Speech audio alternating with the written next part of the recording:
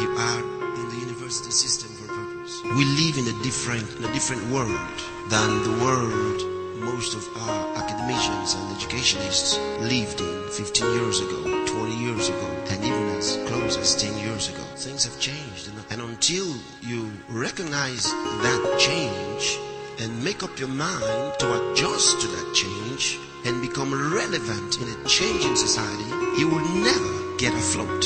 You'd sink in a changing world. A lot of people are behind time. They don't even know what's going on. And just because you listen to the news, CNN, or read Time and Newsweek, doesn't mean you're up to date. Being up to date is a completely different thing from listening to the journalists. Being up to date in life is activating your mental processes. It's using your mind. A lot of people put their minds to sleep without realizing that's what they're doing. The university can only inspire you to learn. And what you gain in a university is not true knowledge. It's not even education. As a matter of fact, what you gain is the inspiration to learn. And if you don't find that while you're in the university, you may never get it. The inspiration to search for knowledge. It awakens your mind to be able to analyze information and then use information appropriately. And that's so important in life. I know a lot of people who have made A's in class and they're failures in life. It's good to make an A in class, but if that's all you're working for, you're a loser. The real game is not in the classroom, it's outside. Number one, success is impacting the world with the investment of your personality. Now never forget this. I told you what I'm going to be sharing with you is something you would need the rest of your life. T.L. Osborne said, work on being, not on having. With what you are, you will have. Don't work on having anything. Work on being something. Invest in your personality. They change one government and get a worse one. And they don't realize what the problem really is. You cannot blame any system for your failure, because no system was designed for your personal failure. You have to determine to hold yourself responsible. You see, where we find ourselves in life is never the problem. It's what we do with the situation that matters. You're responsible for what you are today. Number two, success is influencing the world around you to think like you and aspire to your inspiration. Because you've made the right investment into your personality. You've built your personality. You've got some good thinking, some good ideas. And now you move to the second level of influencing the world around you to think like you.